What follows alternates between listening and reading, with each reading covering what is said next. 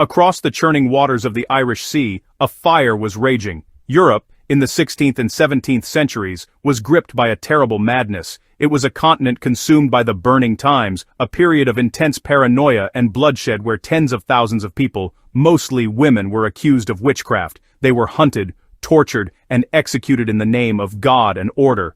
The flames of pyres lit up the night sky from Germany to Scotland, and the air was thick with the smoke of suspicion. Yet here, on this island of Ireland, a strange and unsettling quiet seemed to reign. It's a silence that, when you truly listen, is more deafening than any scream. This quiet is one of history's great puzzles. It's a story not of what happened, but of what largely didn't happen. While neighboring Scotland was in the grip of a state-sponsored witch-hunting frenzy, and England was grappling with its own notorious trials, Ireland remained an outlier. It was as if the winds carrying the hysteria across the continent somehow broke and dissipated against these western shores. This wasn't an island free from superstition or fear, far from it. But the organized, legalized persecution that defined the European witch hunts never truly took root here in the same ferocious way. It's a fact that is both shocking and deeply intriguing. Think about it. A shared culture, a connected history, a constant flow of people and ideas between these islands, and yet one of the most defining and brutal phenomena of the age barely left a mark on the official records here. It's a historical anomaly, a blank space on a map that should be filled with darkness. This wasn't a paradise, of course. Life was hard, brutal, and often short, but the specific, targeted, and systematic campaign against supposed witches that we see elsewhere is conspicuously absent. The story of Ireland's witchcraft trials is a story of whispers, not roars, of embers, not infernos. We are left to walk through a landscape of ghosts, searching for clues. The absence of evidence becomes the evidence itself. It tells us that something fundamental was different about this place. The social fabric, the legal structures, the very way people understood the world around them, it all combined to create a unique environment. To understand why Ireland was different, we have to peel back the layers of recorded history and look into the deeper, older beliefs that shaped the Irish mind. We must venture into the shadows, where the official story ends and a more complex, hidden history begins. It's a journey into a past that was deliberately suppressed and conveniently forgotten. Make sure to hit that like and subscribe button for more content like this. So, we come to the great question, the mystery at the heart of it all. Why? Why did Ireland, an island steeped in folklore, mythology, and a deep-seated belief in the supernatural, sidestep the worst of the witch-hunting craze? It's a question that historians have wrestled with for generations, and the answers are as complex and tangled as the roots of an ancient oak. There is no single simple explanation. Instead, we find a web of interconnected factors, legal, social, and cultural, that together created a unique buffer against the raging storm of persecution that was sweeping across the rest of Europe. One of the first places to look is the law itself. Ireland had a dual legal system for much of this period. There was the English common law, imposed within the English-controlled area around Dublin known as the Pale, and then there was the ancient Gaelic Brehon law, which held sway in the rest of the country. Brehon law was a civil code, not a criminal one. It was concerned with restitution and compensation, not punishment and execution. Under this system, if someone was believed to have caused harm through magic, the focus was on making things right with the victim's family, usually through a payment. It simply didn't have the framework for a trial and execution in the way English law did. Beyond the letter of the law, there was the cultural landscape. In Ireland, the lines between the natural and the supernatural were always blurred. This wasn't a world of black and white, good versus evil, God versus the devil. It was a world populated by the she, or the good people, the fairies, the spirits of the land. These beings were powerful, mischievous, and sometimes dangerous, but they weren't seen as agents of Satan. A person who had dealings with them, a wise woman or a cunning man, wasn't necessarily a devil worshipper. They were simply someone who knew how to navigate the other world, a world that coexisted with our own. And then there was the nature of the Reformation in Ireland. Unlike in England or Scotland, the Protestant Reformation never fully took hold across the majority of the population. Most of the native Irish remained staunchly Catholic. This created a different dynamic. The religious fervor that often fueled witch hunts in Protestant countries, the desire to purify society and root out all forms of heresy and diabolism, was directed elsewhere in Ireland. For the English authorities, the main threat wasn't the witch in the village, it was the Catholic priest, the Gaelic lord, and the spectre of rebellion. The focus of their fear was political, not diabolical. Despite the quiet, the silence isn't absolute. If you listen closely, you can still hear the echoes of a few forgotten voices. The records are sparse, often just fleeting mentions in court documents or personal letters, but they give us a chilling glimpse into the lives of those who were accused. These fragments are precious because they are so rare. They are the only testament we have to the individuals who found themselves caught in the crosshairs of accusation, even in a land that largely resisted the craze. Each case, though isolated, tells a powerful story of fear, power, and personal tragedy. The first recorded trial, and perhaps the most famous, is that of Dame Alice Keitler in Kilkenny in 1324. This case is an outlier, happening centuries before the main European hunts, but it set a precedent. Alice was a wealthy moneylender, a powerful woman who had outlived 4 husbands. When her 4th husband, Sir John Le Poer, fell ill, his children accused Alice of using poison and sorcery to kill him and her previous husbands. She was accused of consorting with a demon and sacrificing animals. Her accuser, the Bishop of Ossory, Richard de Ledred, was a man obsessed with rooting out heresy, bringing a very continental European mindset to Ireland. Alice Keitler, being wealthy and well-connected, managed to escape to England. Her story didn't end there, however. Her maid, Petronilla de Meath, was not so fortunate. Under torture, Petronilla confessed to everything she was accused of and implicated her mistress. She became the first person in Ireland to be burned at the stake for the heresy of witchcraft. Her tragic fate stands as a stark monument, a lone flame in the darkness of the 14th century. It's a story that feels more like it belongs in France or Germany than in Ireland, a brutal foreshadowing of what was to come elsewhere. Centuries later, we find the case of Florence Newton, the Witch of Youghal. In 1661, she was accused of bewitching a young woman named Mary Longden. The trial records are unusually detailed, filled with testimonies of spectral evidence, mysterious fits, and accusations that Florence had kissed Mary against her will, passing on a demonic influence. Florence was also accused of causing the death of a jailer by magical means. Her trial in Cork was a sensation, drawing on all the classic tropes of English witchcraft beliefs. What happened to Florence Newton is lost to history. The records of her final verdict are gone, but it is widely presumed she was found guilty and executed. Trying to piece together the full story of Irish witchcraft is like trying to catch smoke in your hands. The task is monumental, fraught with gaps and silences. The greatest single catastrophe for Irish historians was the destruction of the Public Record Office in Dublin during the Civil War in 1922.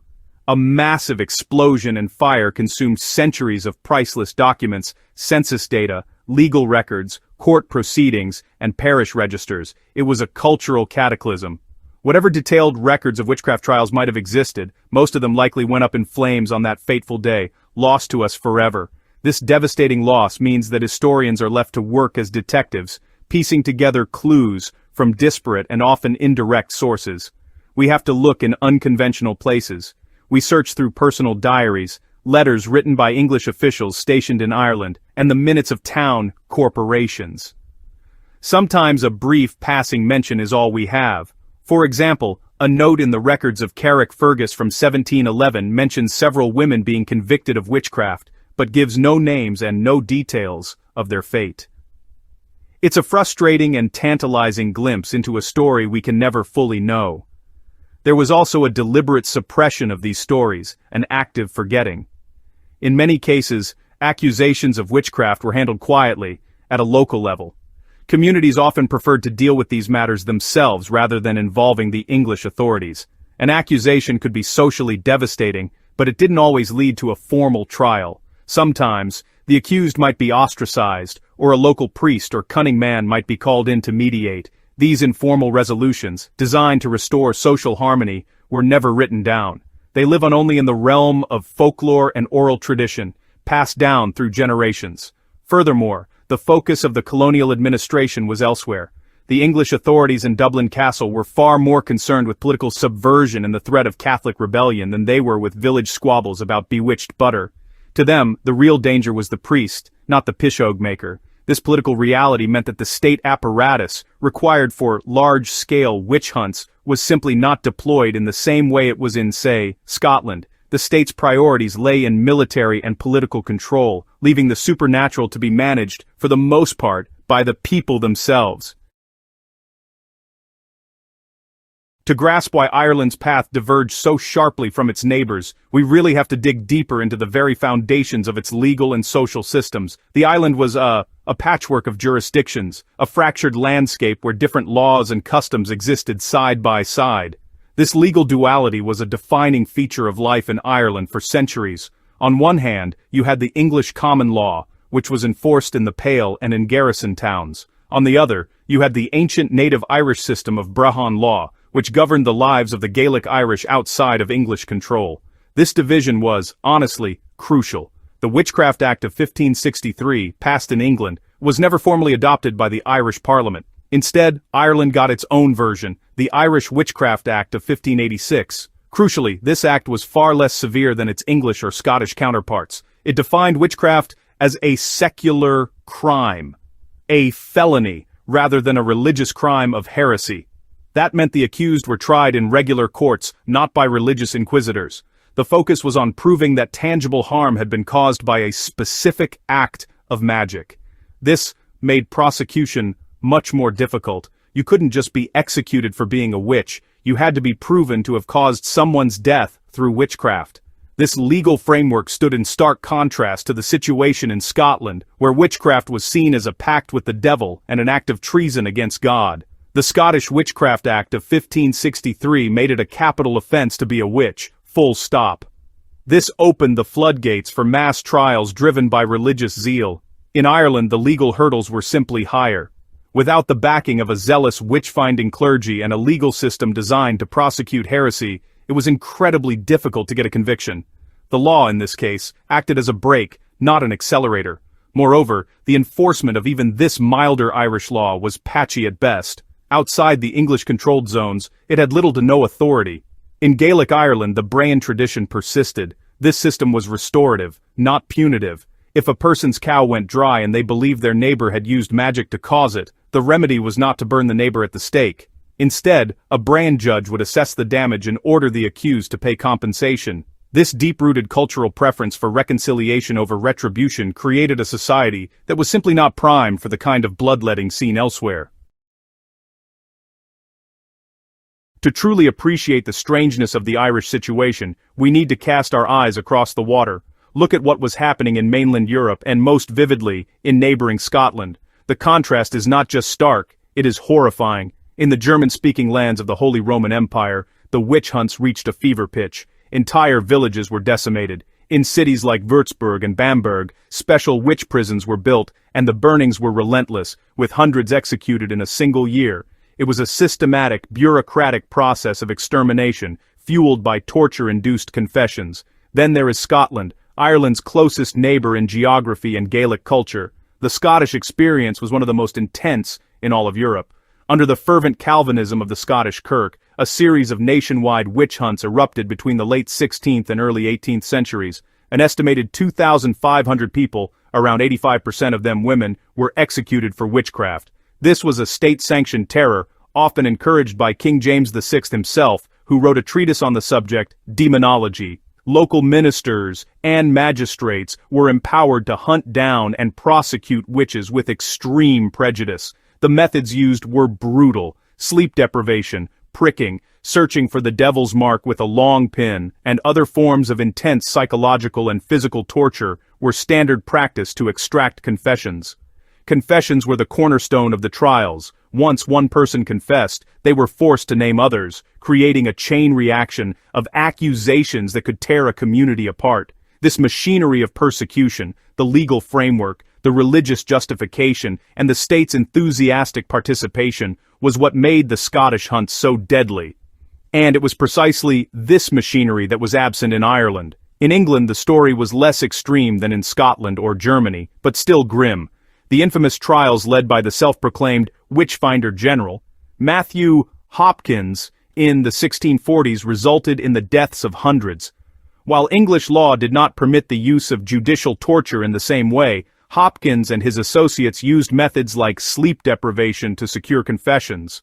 The point is, in all these places there existed a consensus among the religious and legal elites that witchcraft was a profound threat to the state and to Christendom itself, a threat that had to be eradicated by any means necessary. In Ireland, that consensus never formed.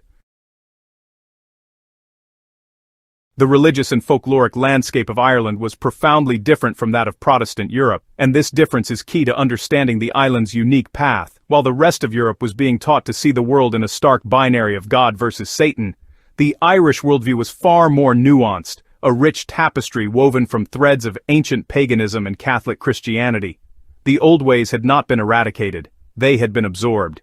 The pre-Christian gods became the fairies, or the she, and the sacred wells of the Druids became the holy wells of the saints. This syncretic belief system created a different understanding of magic and the supernatural. In much of Europe, any form of magic was increasingly seen as demonic in origin. If you had supernatural power, it must have come from a pact with the devil. But in Ireland, power could come from many sources. It could come from the saints, from knowledge of ancient herbs and charms, or from a relationship with the she, the fairy folk who inhabited the mounds and raths across the countryside. A person who practiced this kind of magic, a bean fisa, or wise woman, or a fear fisa, wise man, was not automatically seen as evil. These figures were often respected, if also feared. They were the ones you went to if your cow was sick, if you needed a cure for an ailment, or if you wanted to know the future. They occupied a gray area, navigating the liminal space between the human world and the other world. Of course, they could also be blamed if things went wrong. A sudden illness or a run of bad luck could be attributed to a curse or pishogues, malevolent spells, but the response was often to seek a countercharm from another wise person, not to call for an executioner. It was, well, a system of magical checks and balances.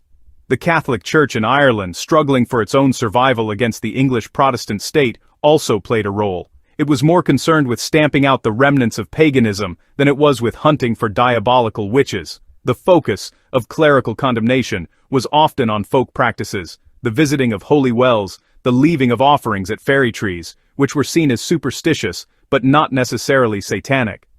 The devil of the continental witch trials, a figure who demanded pacts and presided over obscene Sabbaths, was largely absent from the Irish popular imagination. The danger here was more local, more ancient, and far less organized. While the records are tragically few, it is vital that we remember the names and stories of those we can identify.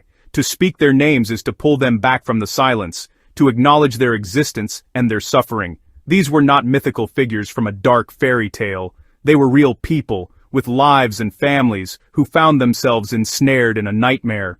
Their stories, fragmented as they are, offer a human-scale perspective on the abstract forces of history, fear, and power. They are the faces in the shadows of Ireland's past. We remember Petronilla de Meath, the maidservant of Alice Keitler. Unlike her wealthy mistress, she had no powerful friends to help her escape. She was tortured, likely, brutally, until she produced the confession her accusers wanted to hear. She became a scapegoat, her life sacrificed to satisfy the ambitions of a zealous bishop. Her death by fire in Kilkenny in 1324 is a lonely, terrible landmark in Irish history. She is not just a statistic, she was a person whose terror we can only begin to imagine, the first victim of a particular kind of brutal misogyny on this island. We remember Florence Flory Newton, the Witch of Youghal. The transcripts of her 1661 trial paint a picture of an old woman, likely poor and unpopular, who became the target of a town's anxieties. The testimony against her is a catalogue of classic witchcraft tropes, the demonic kiss, spectral torment, and malevolent curses. We can almost hear the voices in that courtroom, the accusers, full of fear and certainty, and Flory, protesting her innocence to the very end.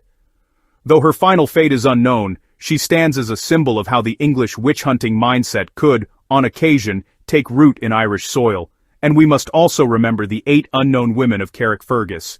The Island Magi witch trial of 1711 was the last collective witch trial on the island.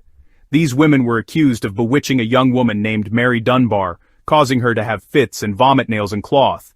The trial was a spectacle, driven by sectarian tensions and a very Scottish-influenced Presbyterian fundamentalism.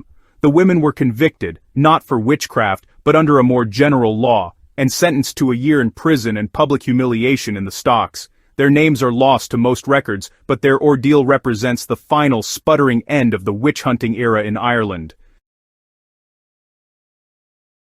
Looking back at this quiet, almost hidden history is more than just an academic exercise. It is an act of remembrance. It's about listening for the whispers in the silence and acknowledging that even in a land that largely avoided the fire, embers of persecution still burned some. Uncovering these stories forces us to confront uncomfortable truths about our own past.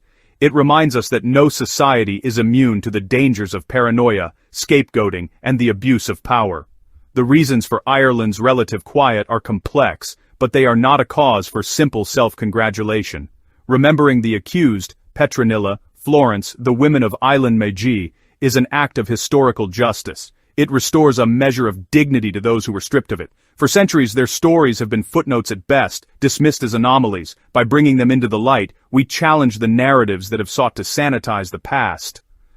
We acknowledge that the fear of the other, the powerful woman, the social outcast, the person who is different, has always existed and can manifest in terrible ways, even in the most unlikely of places. Ultimately, the story of Ireland's vanished witchcraft trials is a powerful reminder of the importance of history itself. It shows us how easily stories can be lost, how records can be destroyed, and how official narratives can obscure the truth. It calls on us to be curious, to question the silences, and to search for the voices that have been suppressed.